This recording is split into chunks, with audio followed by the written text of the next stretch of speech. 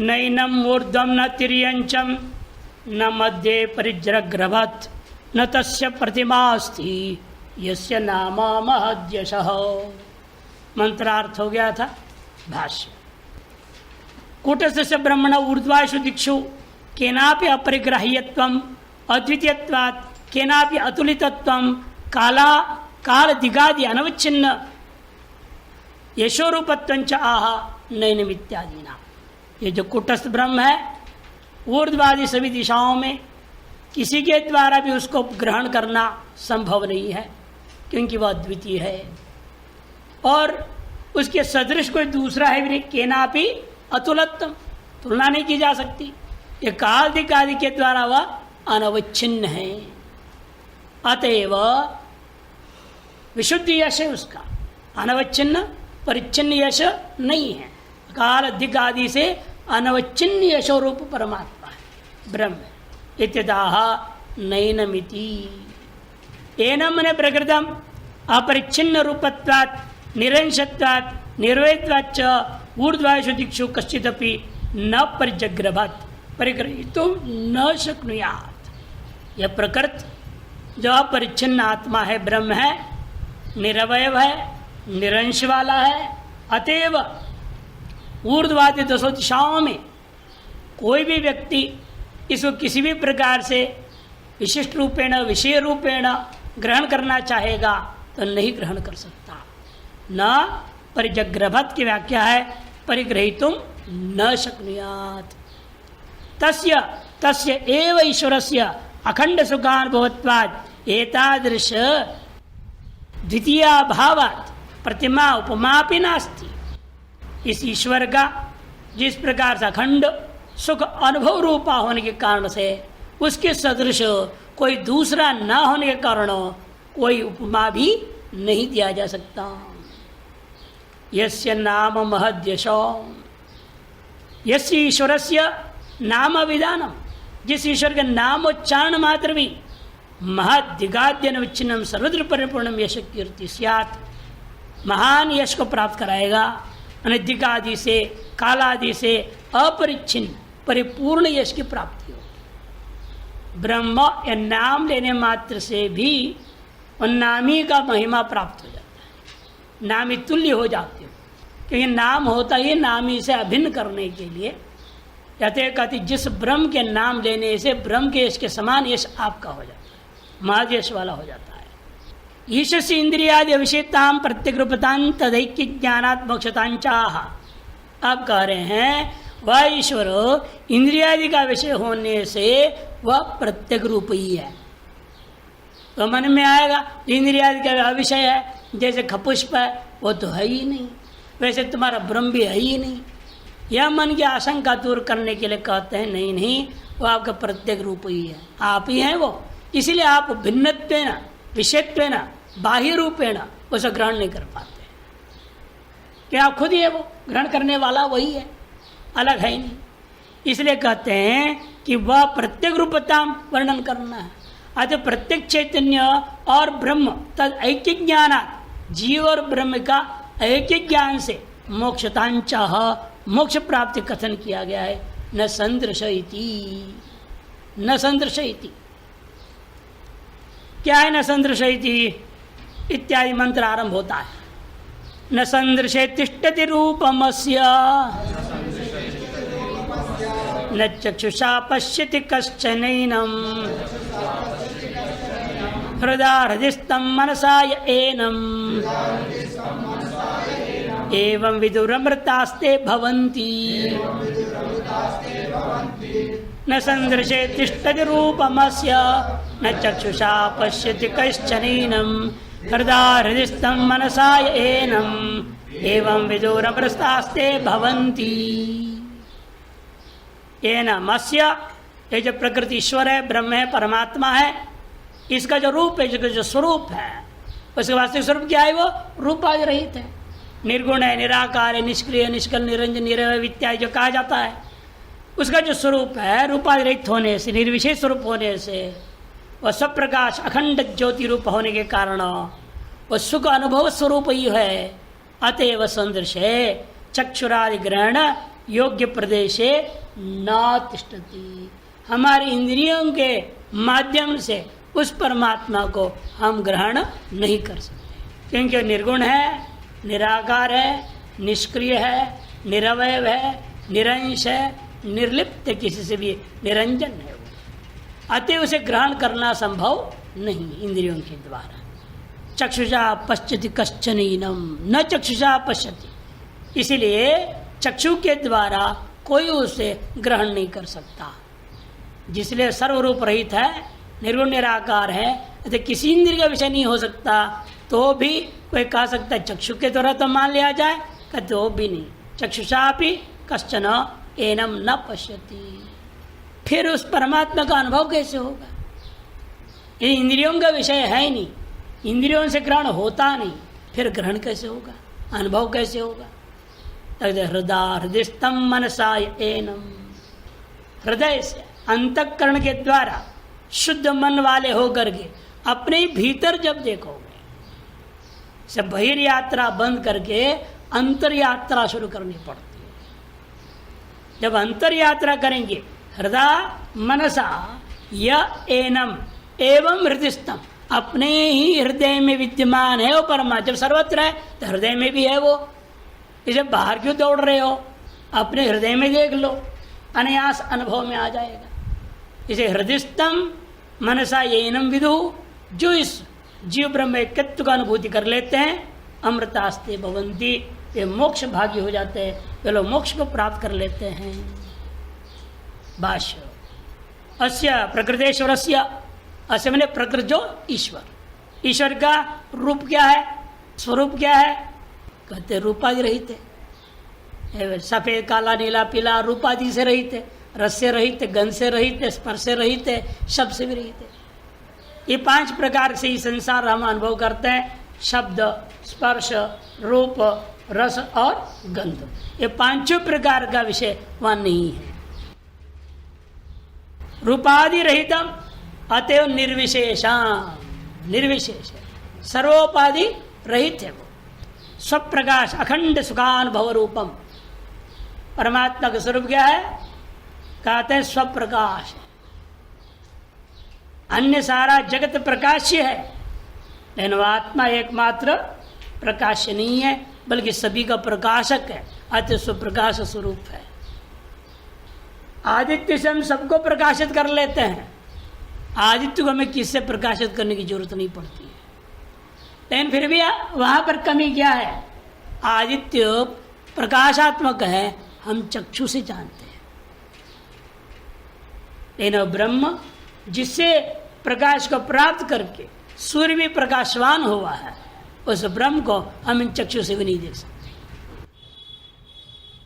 इसे सोपाधिक प्रकाश जितने भी है वह चक्षुग्राही है, लेकिन निरुपाधिक प्रकाश जो है वह चक्षुग्राही नहीं है।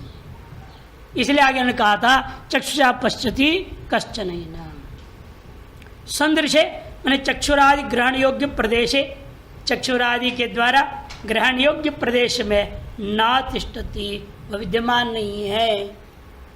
ये चक्षु के द्वारा ग्रहण योग्य प्रदेश क्या है? हर आदमी की चक्षु का सामर्थ्य अलग अलग है ना।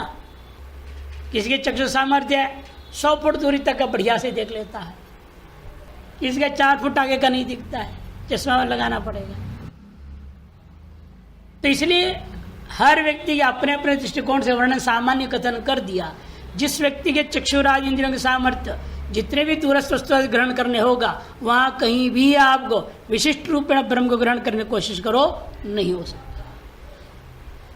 न तिष्ठति तद विषयो न भवति इत्यर्थ, कहने का मतलब किसी भी इंद्रिय का विषय वो नहीं होता। इंद्रिय अगोचरत्वात् एवं एनम प्रकृतम चक्षुर इति उपलक्षणम, इंद्रिय के अविषय होने के नाते प्रकृति जो ब्रह्म है वह चक्षु का विषय नहीं होता करके एक विशेष इंद्रिय के नाम लेते हुए, जो कि सकल व्यवहार के प्रति प्रधान है चक्षु। व्यवहार के प्रति, ज्ञान के प्रति नहीं, व्यवहार के प्रति चक्षु प्रधान है और ज्ञान के प्रति श्रोत्र प्रधान है। लौकिक ज्ञान की बात नहीं कर, वस्तु ज्ञान की बात नहीं कह रहा हूं। ज्ञान का तात्पर्य है धर्म का ज्ञान, आत्मा का ज्ञान, परमात्मा का ज्ञान। यह हमें केवल शास्त्र से मिलता है। और शास्त्र को आप कह सकते हैं मैं चक्षु से पुस्तक में पढ़ लूंगा, पढ़ के प्राप्त होने वाला नहीं है। ये तो गुरु के माध्यम से सुनने से ही होता है। इसलिए वेदों के एक नाम क्या है? श्रुति। श्रुति का मतलब है श्रवण के द्वारा ही प्राप्त करना। गुरुमुख से सुनने पर ही वह ज्ञान सार्थक होता है। चांद्र प्रश्न साहब का आचार्य विदिता ही विद्या साधिष्ठा भवती। आचार्य से प्राप्त विद्या ही आपका प्रसाद्य फल को देने वाला होता है। आचार्यवान पुरुषो वेद, ये भी कहा गया है। इसलिए गुरुमुख से ही वास्तविक जो तत्व ज्ञान है वो प्राप्त हो सकता है। अतएव ज्ञान के दृष्टिकोण से श्रोत्र प्रदान है, व्यावहारिक वस्तु ग्रहण के दृष्टिकोण से चक्षु प्रदान होता है। अतएव व्यावहारिक दृष्टिकोण से बल निषेध करते हैं, चक्षु के द्वारा आप इसे ग्रहण नहीं कर सकते। नवदित्येतत् सर्वेन्द्रियरपि कश्चन कोपि न पश्यति तद विषयता ग्रहीतुम न शक्नुयात्। और कहने का अभिप्राय चक्षु से उपलक्षित सकल इंद्रियों के माध्यम से कोई भी व्यक्ति महान से महान योगी क्यों न हो जाए, वह भी निर्गुण ब्रह्म को चक्षुरादि के विषय रूपेण तद विषयतया ग्रहीतुम न शक्नुयात्। विषय रूपेण ग्रहण करना संभव ही नहीं है, क्योंकि कभी वो प्रकाश्य होता ही नहीं है। नित्य प्रकाश होने से प्रकाशक ही रहता है, प्रकाश कोटि में नहीं आता। यह चक्षुषा न पश्यति ये न चक्षुंष पश्यन्ति इत्यादि श्रुते है। इस विषय में केनो उपनिषद ने साफ कहा है, जिसको चक्षु के द्वारा नहीं देखा जाता, किंतु चक्षु के द्वारा हम जो देख रहे हैं वो इसी की कृपा से देख रहे हैं। यदि वो व्यापक ब्रह्म प्रकाश इस चक्षु के माध्यम से बाहर निकल कर घट को प्रकाशित न करें, ये चमड़े का बना हुआ मांसमयी जो चक्षु है किस चीज का प्रकाशन नहीं कर सकता। जिसे आप इंद्रिय कह रहे हैं, एक सूक्ष्म तत्व अंदर है, वह भी वेदांत मत में वह इंद्रिय कार्य है, भूतों का कार्य है, भौतिक वस्तु है, वो भी जड़ है, वो अपने आप में प्रकाश नहीं दे सकता। जैसे दर्पण है, वो अपने आप में प्रकाश देता है क्या? लेकिन दूसरे के प्रकाश लेके प्रतिफलन कर सकता है। सूर्य के प्रकाश लेके प्रतिफलन कर देगा, कोई दीपक जाए उसके उसका प्रतिफलन कर देगा। अन्य प्रकाशक वस्तु के प्रकाश का प्रतिफलन यथा दर्पण करता है, उसी प्रकार से परमात्मा रूप स्वप्रकाश का ही प्रकाश को लेकर के इंद्रियां विषयों को प्रकाशन करते हैं, प्रतिफलन मात्र कर रहे हैं।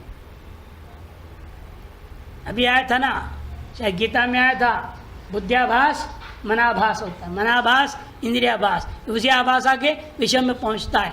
आभास पहुंच रहा है, विशुद्ध प्रकाश का आभास मात्र पहुंचा और विषय प्रकाशन हो गया। अच्छा, इंद्रियादि कोई भी स्वयं प्रकाशन करने में सामर्थ्य नहीं है। आभास को हटा दिया जाए, ये जड़ है, ये कुछ भी नहीं कर सकते। ये श्रुति प्रमाण के उपनिषद एक को प्रमाण दिया। हृदय मैंने शुद्ध बुद्धिया एतद व्याख्यातम, हृदय मनीषी इत्यादि शब्दों का पूर्व में वर्णन आया है, उसको दोबारा यहाँ पर कह दिए हैं। इसलिए हृदय ये पूर्ण व्याख्यान कर चुके हैं। शुद्ध बुद्धि के द्वारा ही हम उस परमात्मा को अनुभव कर सकते हैं। एतद व्याख्यातम मनसा इति हृदयस्ताम हृदयाकाश गुहास्तम प्रत्यक्तया तत्र अवसिताम। शुद्ध बुद्धि को लेकर के शुद्ध मन वाला होकर हृदय रूपी स्थान में विद्यमान जो आकाश जो गुहा है, उस गुफा के अंदर प्रत्यक्ष चैतन्य रूपेण अवस्थित को, वही प्रत्यक्ष चैतन्य, ये जो जीवात्मा हम कह रहा हूं, ये जीवात्मा आप जीव विशेषण जोड़ करके आत्मा को जीवात्मा कह दिया। विशेषण छोड़ दो, क्या है? आत्मा। ये जीवात्मा के वजह से हम परमात्मा भी कह देते हैं। नहीं तो वहां भी क्या है? एक विशेषण है परम, हटा दो। वो परम हटा, उधर जीव हटा इधर, तो क्या बचेगा? उधर भी आत्मा, इधर भी आत्मा, आत्मा आत्मा एक ही है, दो कहां से है? ये तो औपाधिक भेद व्यवहार लेते हुए हम प्रत्येक चैतन्य को उस परमात्मा से भिन्न करके भ्रांति से स्वीकार किए थे। वह भ्रांति जैसे ही शुद्ध बुद्धि के द्वारा मन के हृदय गुफा के अंदर उस प्रत्येक चैतन्य को ब्रह्म रूपेण अनुभव कर लेता हूं, तो अपने आप भ्रांति निवृत्त हो जाता है। तत्र सितम ये साधन चतुष्टय युक्ता। ऐसे कौन अनुभव कर सकता है? जो साधन चतुष्टय आदि से युक्त है। विवेक होना चाहिए, पहला नित्यानित्य का विवेक, आत्मानात्मा का विवेक, फिर वैराग्य, यह लोक से लेकर स्वर्लोक तक सकल लोकों के प्रति तथा विशेषकों के प्रति वैराग्य होना चाहिए। फिर षट संपत्ति, शम, दम, तितिक्षा, उपरति, श्रद्धा, समाधान, ये 6 चीजें होनी चाहिए। बाह्य इंद्रियों को दमन करना, अंतर इंद्रियों को शमन करना, तितिक्षा सहनशीलता को बढ़ाना, किसी भी बात पे क्रोधाविष्ट ना होना, हर बात पे शमन बनाए रखो, उपरति और अनावश्यक प्रवृत्तियों से विरक्त हो जाओ, उपरत रहो, भागम भाग से बचो जितनी हो सके, ये उपरति हो गया। फिर शास्त्रों में गुरु में श्रद्धा और समाधान, जो मिला है उसे में संतुष्ट रहना, यदृच्छा लाभ संतुष्ट, और चाहिए और चाहिए, 10 गुना बढ़ाना है, 20 गुना बढ़ाना है, बढ़ाया कैसे जाए ये चक्कर छोड़े, इसका नाम समाधान। जो परमात्मा दिया है, जितना दिया है उतने से व्यवस्था अपना संभाले और चलाएं, वो समाधान।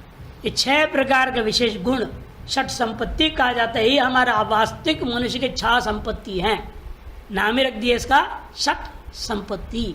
ये जमीन जायदाद यहीं रह जाने वाला संपत्ति है, मकान दुकान यहीं रह जाने वाला है, ये शरीर भी यहीं रह जाने वाली संपत्ति है। असली संपत्ति ये 6 चीज है, शम, दम, तितिक्षा, उपरति, श्रद्धा और समाधान।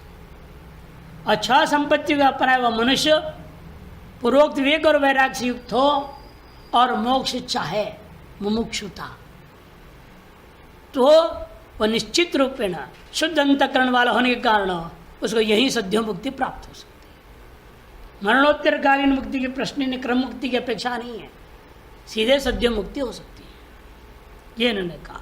साधुचुष्यायुक्ता सन्यासिनो योग्य अधिकारिणी, सन्यासिनः ऐसा च योग्य अधिकारिणः एनम प्रकृतम ब्रह्मात्मानं प्रकृत जो ब्रह्म को आत्मरूपेण भेद करता हुआ एवं अनिथम ब्रह्म अहम अस्मि अपरोक्षेण, अहम ब्रह्मास्मि ऐसे अपरोक्षानुभूति कर लेता है। विदुः जानन्ति, जो अनुभव करते हैं, ते अपरोक्ष कर्ण महिम्ना, इस जीव ब्रह्म ऐक्यत्व का अपरोक्ष करने की महिमा से वे सब के सब मुक्त हो जाते हैं। अमृता भवंती अमरण धर्मानो भवंती, अमरण धर्मा हो जाते हैं। मरण हेत्वाद्य हेतु अविद्या देहे तत्व ज्ञानाग्निना दग्धत्वात्। क्यों पुनर्जन्म नहीं होगा इनका? ये पुनर्जन्म का कारण क्या था? अज्ञान आदि। ये मरण का कारण और पुनर्जन्म का कारण अविद्या आदि, इनको किसने जला के नष्ट कर दिया? हाँ, जीव ब्रह्म एकत्व तत्व ज्ञान रूपी अग्नि के द्वारा दग्ध बीज जैसा हो गया। घुना हुआ चना खेती में बढ़िया से बढ़िया खेती में वो उसे कोई पौधा पैदा नहीं होता। इसी प्रकार से अपने जितने भी कर्म और वासनाएं हैं दग्ध बीज के समान, भुना हुआ बीज के समान, ये सारे के सारे नष्ट हो जाएंगे ज्ञान रूपी अग्नि के द्वारा। तब पुनर्देहांतरम न भजंती, अब पुनः उसको देहांतर की प्राप्ति का प्रश्न ही समाप्त हो जाता है। इदानी तत्प्रसादादेव, क्या है आगे? इष्टानिष्ट प्राप्ति परिहारो, है ना?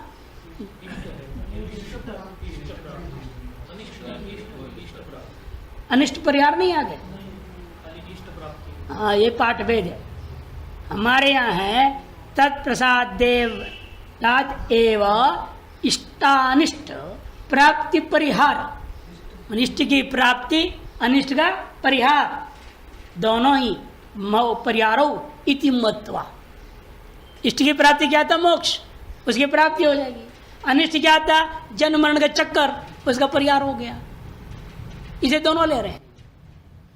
तत्प्रसादादेवेष्ट अनिष्ट प्राप्ति परिहारो इष्टानिष्ट, एवं इष्ट बने का प्राप्ति के साथ जुड़ेगा, अनिष्ट का परिहार के साथ। इष्टानिष्ट प्राप्ति परिहारो इति मत्वा तमेव परमेश्वरं प्रार्थयते मंत्र द्वयेन। अब 2 मंत्र के द्वारा एतार्थ फल प्राप्ति के लिए उस परमात्मा से ही प्रार्थना किया जाता है। हमें संसार चक्र के से कौन छुड़ाएगा? वो परमात्मा ही छुड़ा सकता है। जिसने इस जाल में डाला है वही इस जाल से निकाल सकता है। इसलिए इस परमात्मा से 2 मंत्रों से प्रार्थना करते हैं। अजातित्येवं कश्चित् भीरो प्रपद्यते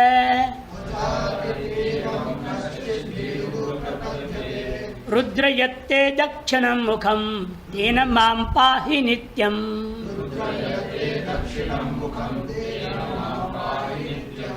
अजातित्येवं कश्चित् भीरो प्रपद्यते रुद्रयत्ते दक्षिणं मुखं तेन मां पाहि नित्यम्।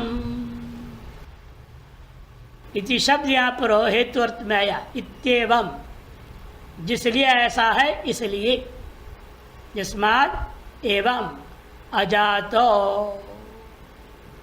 जन्म जरा आदि भूम प्यास आदि से रहित है, इसलिए कश्चित भीरु प्रपद्यते है। कोई भीत होकर, भयभीत होकर, भ्रांति के कारण से अपने आप को जन्म मरण की चक्कर वाला मानकर प्रपद्यते है और भगवान की शरण में जाकर कहता है, हे रुद्र, हे शिव भगवान, आप अपनी दक्षिणामूर्ति स्वरूप से, शांत स्वरूप से, समाधिस्थ स्वरूप से आप जो है माम पाहि नित्यम, मेरा नित्य ही रक्षा करे और मेरा कल्याण करे, ऐसे प्राप्त करता है, प्रार्थना करना है।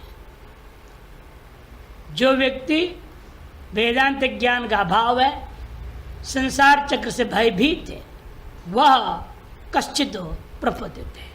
ऐसा कोई है जो प्रार्थना करता है। वैसे कौन है? सभी है, सभी का यही हाल है। सभी संसार चक्र में पड़े हुए हैं। जन्म मरण का भय सबको सता रहा है, अनेकों समस्याओं से घिरा हुआ है। तो अतः सभी का यही हाल है। भले कश्चित कह दिया, इन होना चाहिए था केचित, सब बहुवचन। कश्चित तो हमेशा ज्ञानी के लिए प्रयोग होता है, अज्ञानी के लिए तो केचित होता था। यहाँ फिर भी इन्होंने, तब हम लोग क्या करते हैं, व्याकरणकार व्यवस्था देते हैं, जातो एक वचन, संसारित्व रूपी जाति को लेकर एक वचन हो गया। संसारित्व अवच्छिन्न सकल संसारी को बताने के लिए एक वचन प्रयोग हो सकता है। व्यक्ति भेद मानेंगे तो बहुवचन होता है, जाति लेंगे तो एक वचन होता है। इसे व्याकरण में 2 पक्ष है, जाति पक्ष और व्यक्ति पक्ष। जाति पक्ष में हमेशा एक वचन होगा, व्यक्ति पक्ष हमेशा बहुवचन होता है। इसे जहाँ ऐसे स्थलों में जाति पक्ष मान करके वचन स्वीकार किया गया।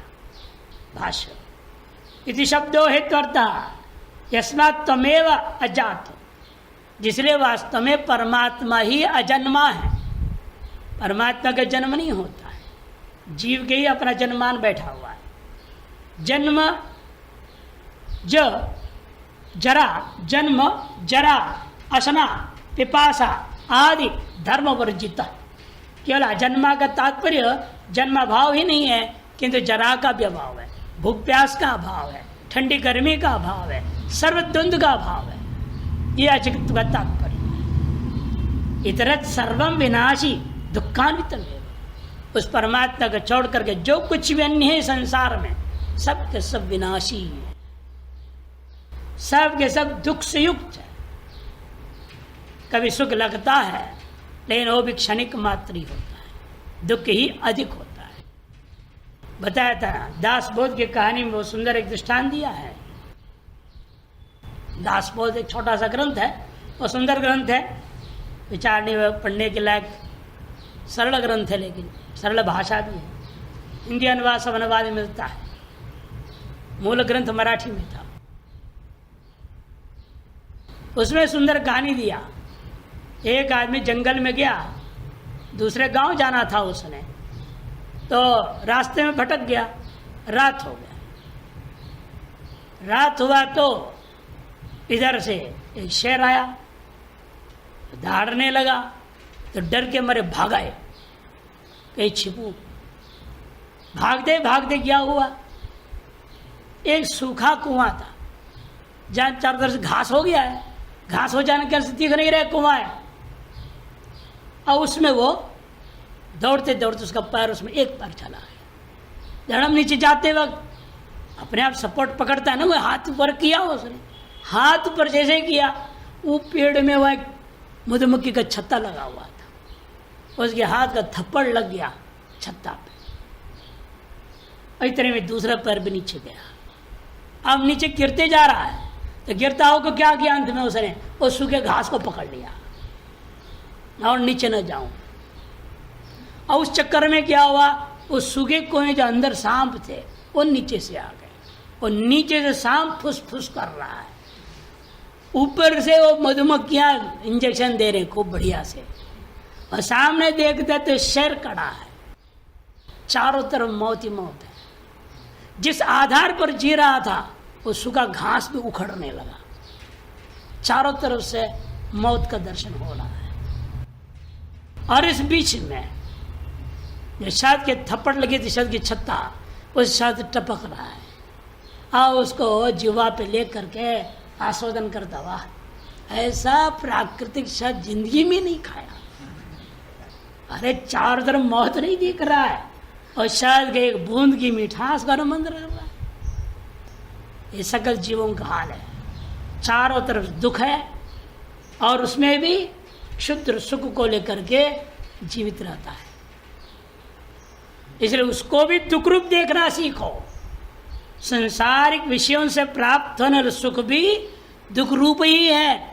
ऐसे क्यों? क्षणिक होने के नाते, विनाशी होने के नाते, इस भाव से जब देखने लगोगे तभी क्षणिक सुख वाला संसार सुख से वैराग्य होगा, तभी वास्तविक मुमुक्षुता जग सकती है अंदर में।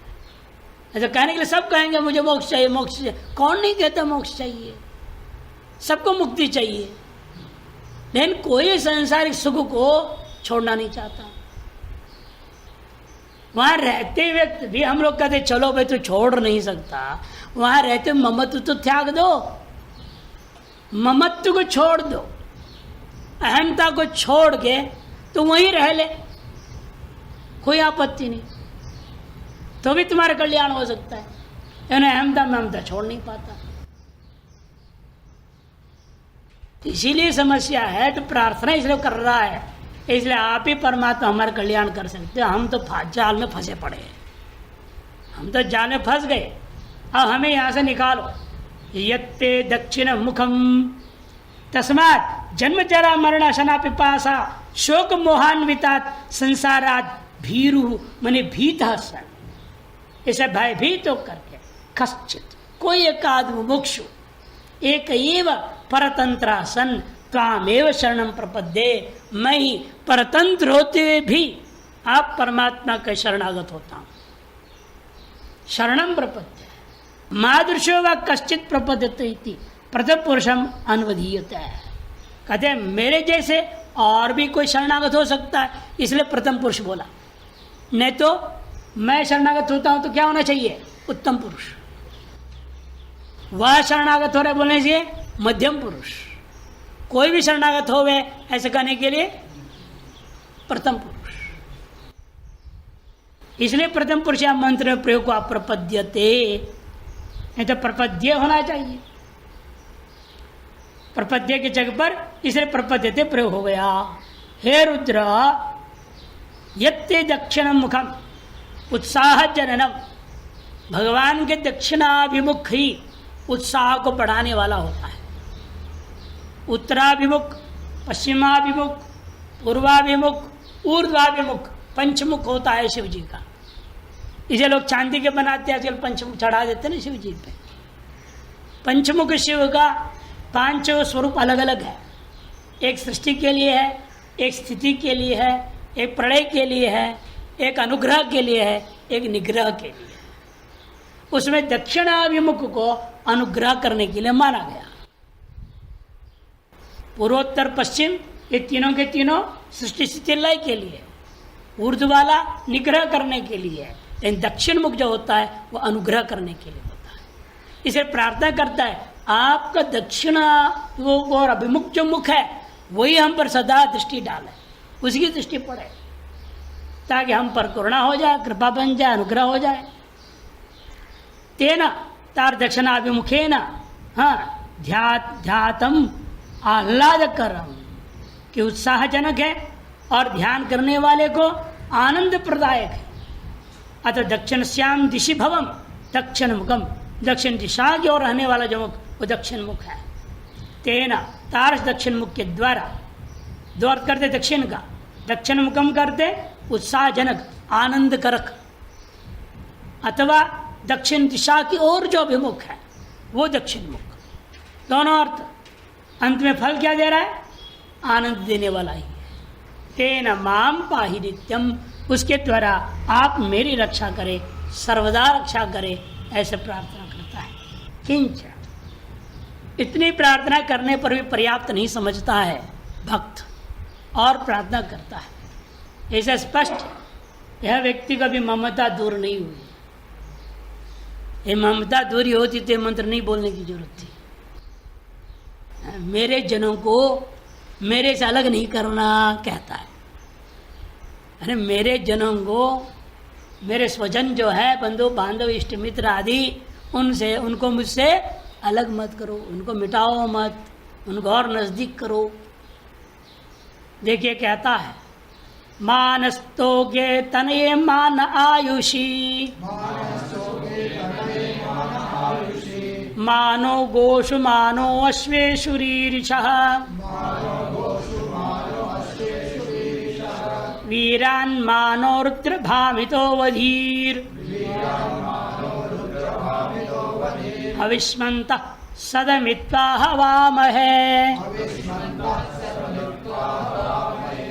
मानस्तोगे तनये मान आयुषी, मानो गोषु मानो अश्वेषु रीरिषः, वीरान् मानो रुद्र भामितो वधीर, हविष्मन्तः सदमित्वा हवामहे।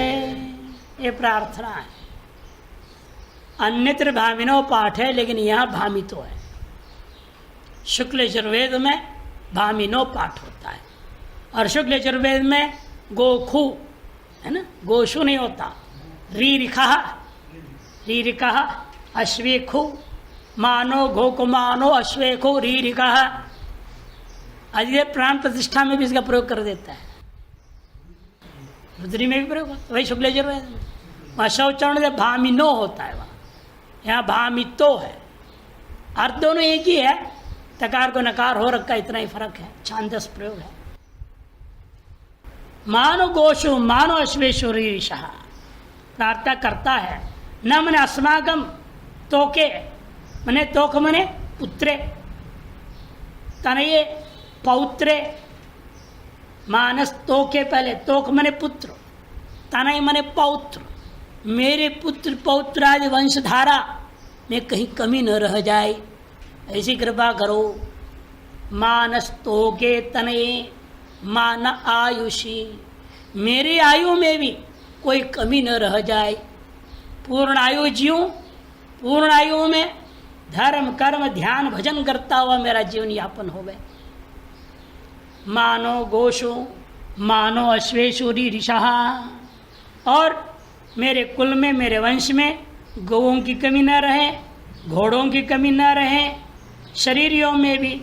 रीरिष में शरीरिषः है वास्तव में, श गायब हो गया। शरीरिषः मने शरीर वालों की कोई कमी न रहे, मैंने सेवक गण आदि भी कमी न रहे, नौकर चाकर ठीक ठाक रहे, हमारा बने रहे, सारा जिंदर मेरी नौकरी करते रहे। नहीं तरक्की करके भाग जाए तो गड़बड़ हो जाएगा ना। एक बड़ा विश्वास पात्र मिला और ये तरक्की कर ले, वो चला गया, दूसरा पकड़ो, अब वो कब तक विश्वास कर पाएंगे? जब तक विश्वास हो पाएगा, उस पर मजबूत होंगे, ठीक ठाक होगा, तब तो वो भी चल पड़ता है। बड़े नौकरों की तो समस्या है इस दुनिया में, चाहे आश्रम हो चाहे घर गृहस्थी हो, सर्वत्र ही हाल है। इसलिए भगवान से प्रार्थना कर रहे हैं, हमारे नौकर चाकरों में कोई कमी न रहे, सब हमारे विश्वास पात्र बने, कोई हमें धोखाधड़ी न दें, हमारे साथ दें। और क्या हो, गौएं, आज के जमाने गौशाला कोई पालता नहीं है, आजकल की गौएं अलग है, पैसा ही गौ है। पहले गौएं क्या था, दक्षिणा के तो गौ पाल देते, गौवी धन था, गौवी धन माना जाता था। 1000 गौ दे दिया, आज ये 1000 रुपया दे दिया, दक्षिणा रूप था। इसे मानो गोशु मानो धनेशु माना अश्वेशु, आज कौन पालेगा घोड़ा वोड़ा, आज के सबके पास चाहे ट्रेवेरिया फेवेरे क्या क्या गाड़ियाँ होती हैं, डिजायर फिजायर, ये गाड़ियाँ चाहिए। माना अश्वेशु मैंने हमारे घोड़ों की कमी नहीं, मैंने गाड़ी घोड़े कम ना रहे, उत्तरोत्तर बढ़िया बढ़िया गाड़ी होवे। और प्रार्थना करता है शरीर ईशा नौकर चाकर की कमी न रहे, ये अस्माकम वीरा, और जो हमारे में रहने वाले वीर पुरुष हैं वे कभी कमजोर न हो, और उनको ऊपर आप क्रुद्ध हो करके उनको नष्ट न कर देवे। भामित सन, भामिन या भामित सन मैंने क्रोधित सन मावदी ही, हे रुद्र आप इनको नष्ट मत करो, ये मेरे अंगरक्षक हट्टे कट्टे बने रहे। है ना, अंगरक्षक की जरूरी होती है ना आज के जमाने में, ये सब ठीक ठाक रहे। वीरान मैंने जो अंगरक्षक जैसे हट्टे कट्टे लोग मजबूत लोग हैं हमारे, वे कभी आपके क्रोध आवेश में आकर के नष्ट न होवे।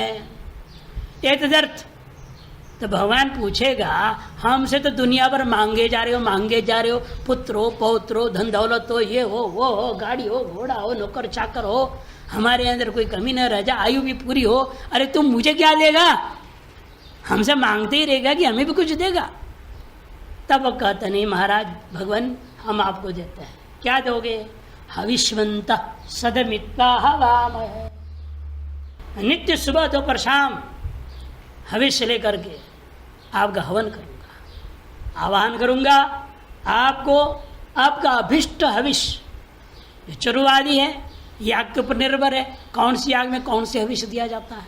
अलग अलग यागों के अनुसार आप रुद्र देवता ईश्वर का आह्वान करके अलग अलग प्रकार याग करूंगा, अलग अलग प्रकार का भविष्य नित्य निरंतर सदा इत्वा पूजित्वा हवामय आह्वान करके मैं आपको पूजन करता हूं।